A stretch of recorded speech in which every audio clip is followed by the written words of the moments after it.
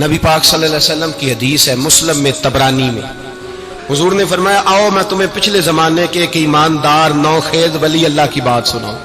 پچھلے زمانے حضور نے فرمایا پچھلے زمانے میں ایک بادشاہ جادو کے زور پہ حکومت کرتا تھا۔ جب وہ ایک جادوگر اس نے رکھا ہوا تھا تو جادوگر اس کو جادو بتاتا، وہ جادو کے زور پر حکومت کرتا۔ جادوگر بوڑھا ہو گیا تو کہنے لگا بادشاہ کوئی نوجوان میرے پاس بھیج دے، اب میں بوڑھا ہو گیا ہوں، میرا پتہ کوئی نہیں کب مر جاؤں۔ ایک نوجوان کی ڈیوٹی لگائی، بڑا زیرک سمجھدار، اپنے رعایا میں سے چن کے جو ذہین فطرت مزاج بچہ تھا وہ اس نے لگایا۔ اللہ کے محبوب علیہ الصلوۃ والسلام فرماتے ہیں بچہ جادو سیکھنے لگا، وقت گزرنے لگا۔ بچہ جب جادو سیکھنے جاتا تو رستے میں ایک راہب بھی تھا جو انجیل جانتا تھا، وہ اللہ اللہ سکھاتا، لوگوں کو حضرت عیسیٰ علیہ السلام کی تعلیمات سے آگاہ کرتا۔ اس نے دیکھا کہ یہاں بھی لوگ اکٹھے ہیں تو وہ بچہ اس راہب کے پاس بھی اٹھنے بیٹھنے لگا۔ اب جب اس کے ساتھ اس کی گفتگو بڑھنے لگی تو اس کو باتوں میں لذت آنے لگی۔ اس نے راہب نے پوچھا کہ تو کون ہے اور کس طرح سے آیا ہے، کیا تیرا معاملہ ہے؟ اس نے کہا جی میں جادو سیکھنے جاتا ہوں، آپ کی باتیں مجھے بڑی اچھی لگتی ہیں۔ اس نے کہا دین سیکھ، جادو سیکھنے والے کافر ہو جاتے ہیں، قرآن و حدیث سیکھنے والوں کو اللہ کامل ایمان عطا فرماتا ہے۔ فرمایا یہ سیکھ۔ بچہ بیٹھنے لگا، اس کے پاس آنے لگا، باتیں دل میں گھر کرنے لگی۔ ایک وقت آیا کہ مسلمان ہو گیا، اور مسلمان کیسے ہوا؟ بچہ کہتا ہے میں تجربہ کر کے ہوا۔ اب میں تھوڑا سا وقت جادوگر کے پاس بھی جاتا اور باقی سارا وقت وہاں بیٹھتا۔ میں ایک دن جا رہا تھا تو رستے میں اژدہا تھا، بہت بڑا سانپ تھا، رستہ روک کے کھڑا تھا۔ یہ حضور نے بیان کی حدیث، نبی پاک صلی اللہ علیہ وسلم فرماتے ہیں بچہ کہتا ہے کہ رستے کے اندر سانپ ہے، رستے بند ہے، لوگ چھتوں درختوں پہ چڑھے، ہراش ہے۔ کہتے چھوٹا سا روڑا میں نے اٹھایا تو میں نے کہا اللہ اگر جادوگر سچا ہے تو اسے مار دے۔ چھوٹا سا روڑا میں نے پھینکا، اژدہا کوئی نہ مرا۔ پھر چھوٹا روڑا اٹھایا، میں نے کہا اللہ اگر وہ عالم سچا ہے تو اسے مار دے۔ اب جب میں نے روڑا مارا تو اژدہا مر گیا۔ میرے اندر سے گواہی آئی نہیں دین کی باتیں سچی ہیں، نہیں قرآن کی باتیں اسلام سمجھانے کے لیے عرض کر رہا ہوں، اگرچہ اس دور میں انجیل تھی، اللہ رسول کی باتیں اچھی ہیں۔ کہتے میں مسلمان ہو گیا، اب میں نے راہب کے پاس ہی رہنا شروع کر دیا، جادوگر کے پاس چھوڑ دیا اس بچے نے آنا۔ بادشاہ پوچھتا کہاں زیادہ وقت گزارتے ہو تو وہ بات گول کر دیتا۔ وقت تیزی سے بڑھنے لگا، اللہ نے اس نوجوان میں طاقت پیدا کر دی۔ اب وہ اس کے اندر نا اللہ نے توانائی روحانیت پیدا کر دی، ابھی جوان ہے، 14-15 سال عمر ہے۔ اللہ نے اب جو بیمار بھی آتا وہ دعا کرتا تو اللہ صحت عطا کر دیتا، جو بھی آتا۔ بادشاہ کا ایک درباری تھا، بادشاہ کو پنکھا جلتا تھا، وہ اندھا ہو گیا، کوئی ایسی تکلیف آئی کہ نابینا ہو گیا، بڑے علاج کرائے شفا نہیں ہوئی۔ کسی نے اس بچے کا پتہ بتایا کانوں میں، اس کے پاس گیا تو بچہ کہنے لگا شفا تو ہو جائے گی پر کلمہ پڑھنا پڑے گا، مسلمان ہونا پڑے گا، جس پیغمبر کا میں غلام ہوں تجھے بھی بننا پڑے گا، دین پہ عمل کرنا پڑے گا، اللہ شفا دیتا ہے۔ اس نے کہا تو مجھے کلمہ پڑھا، مجھے شفا دے، میں تیار ہوں۔ اس نے کہا شفا تو اللہ دیتا ہے۔ اس نے اللہ تبارک و تعالیٰ کا ذکر کر کے دعا مانگی، یہ مسلم شریف میں حدیث ہے، طبرانی میں موجود ہے۔ اللہ نے اسے شفا دی، اس نے کلمہ پڑھنا شروع کر دیا۔ یہاں ایک نقطہ لکھا ہے ہمارے علماء نے، کہتے ہیں جب اللہ ولایت عطا کرتا ہے نا تو یہ سفید بالوں والے کا حصہ نہیں ہوتی۔ اگر جوانی میں کوئی آدمی توبہ کر کے تصوف کے راستے پہ چلتا ہے تو سب سے زیادہ ولایت اللہ اسے عطا فرماتا ہے، سب سے زیادہ ولایت اس کے پاس ہوتی ہے۔ ابھی اس کے بال کالے ہیں، چڑھتی جوانی ہے، دعا کی تو اللہ نے، اور حدیث پاک میں موجود ہے کوڑے آتے تو شفا یاب ہو جاتے، اندھے آتے تو شفا یاب، برس والے آتے تو اللہ سے دے۔ جوان ہے، بادشاہ کے پاس وہ واپس گیا، وہ جو آدمی جس کی آنکھیں ٹھیک ہوئی تھی۔ بادشاہ نے پوچھا کہ کیسے شفا ملی؟ تو کہنے لگا میرے رب نے شفا دی ہے۔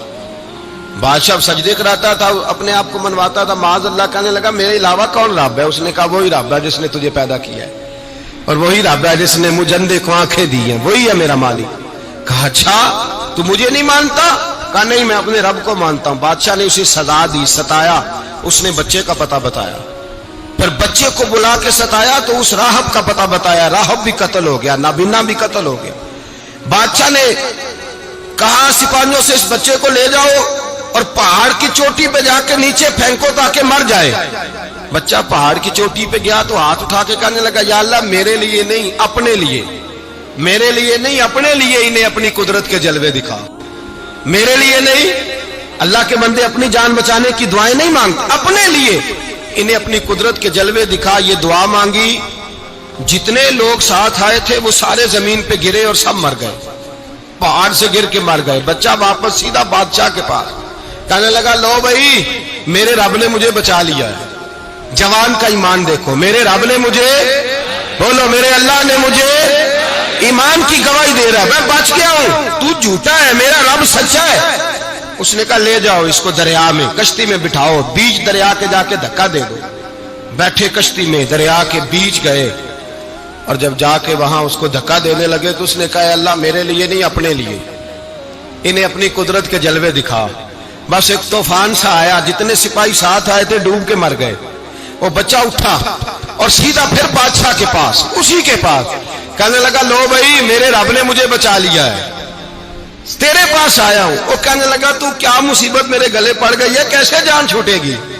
تو بچہ کہنے لگا اگر تو مجھے باندھے درخت کے ساتھ اور سارے ملک کو بلائے، لوگوں کو اکٹھا کرے، پھر تو مجھے تیر مارنا، میں تجھے بتاؤں گا کیسے مارنا ہے، میں مر جاؤں گا.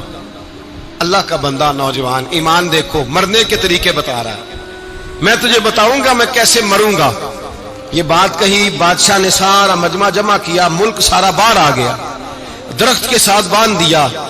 کہنے لگا بھائی لوگوں یہ مجھے مارنا چاہتا تھا، مار نہیں سکا، اب میں اسے بتانے لگا ہوں کہ میں کیسے مروں گا. اسے کہو جب تیر مارے تو ساتھ میرے رب کا نام بھی لے، میں اپنے رب کے نام پہ جان دوں گا، ایمان کی پختگی میں اللہ کے نام پر جان دوں گا. اسے کہو رب کے نام پہ مارے، مر جاؤں گا. بادشاہ نے اللہ کہہ کے تیر مارا، پیشانی میں لگا، بچے کی روح پرواز کر گئی. جتنا مجمع کھڑا تھا سارا کلمہ پڑھ کے مسلمان ہو گئے، سارے مسلمان ہو گئے سارے. میرے رسول پاک سید عالم صلی اللہ علیہ وسلم نے نوجوانوں کو بتایا جب تمہارے اندر ایمان کی قوت آئے گی تو اللہ تمہاری مدد کرے. فرمایا وہ نوخیز ولی تھا، ابھی جوان رانا تھا، ابھی اس کی پیشانی پر جوانی کے آثار تھے، لیکن اس نے اللہ کو راضی کیا، رب کریم کو راضی. ولایت کا مطلب بڑھاپا نہیں، ولایت کا مطلب وہ نہیں کہ جب بڑا لمبا وقت گزر جائے تو پھر آدمی آئے کہ نہیں اب کیا کرنا ہے، اب مسجد ہی ہے، اب تو اس کے علاوہ گزارا ہی کوئی نہیں. تو اس وقت کا آنا اللہ کی بارگاہ میں قبول تو ہے، لیکن شاباشی اسی کو ملتی ہے جو جوانی کا وقت آئے، جو عین اس وقت آئے جو وقت میرے رسول پاک علیہ السلام کے غلام عبداللہ ابن عمر، حضرت عبداللہ ابن عمر رضی اللہ تعالیٰ عنہ فرماتے ہیں کہ میں نکلا، مجھے سفر کے لیے جانا تھا، تو تھوڑی سی کھجوریں، تھوڑا سا سرکہ، ایک شہد کی بوتل، چیزیں میں نے سفر کے لیے ساتھ رکھ لی. میں جب مدینے سے باہر صحرا میں نکلا نا تو رمضان نہیں تھا، غیر رمضان تھا. میں نے ایک نوجوان کو دیکھا بکریاں چرا رہا ہے، بکریاں چرا رہا ہے. اے جوان، آپ فرماتے ہیں اس کا چہرہ بڑا نورانیت والا، گرد پڑی ہوئی پر بڑا حسین. فرماتے ہیں میں نے اس کو کہا کہ آ جاؤ کھانا کھا لو، روزے بھی نہیں تھے. کہنے لگا نہیں میں نے روزہ رکھا ہوا ہے. فرماتے ہیں میں نے کہا پتہ کروں کہ نیرا نیک ہی ہے کہ پرہیزگار بھی ہے.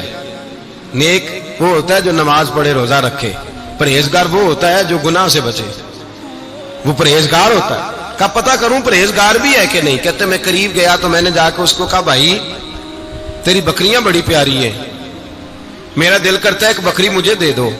کہتے وہ جوان، غربت بھی، پریشانی بھی، پر دامان توکل کی یہ خوبی ہے کہ اس پر پابند لگے ہوتے ہیں، دھبے نہیں ہوتے. غربت ہے. کہا جناب ایک بکری دے دو.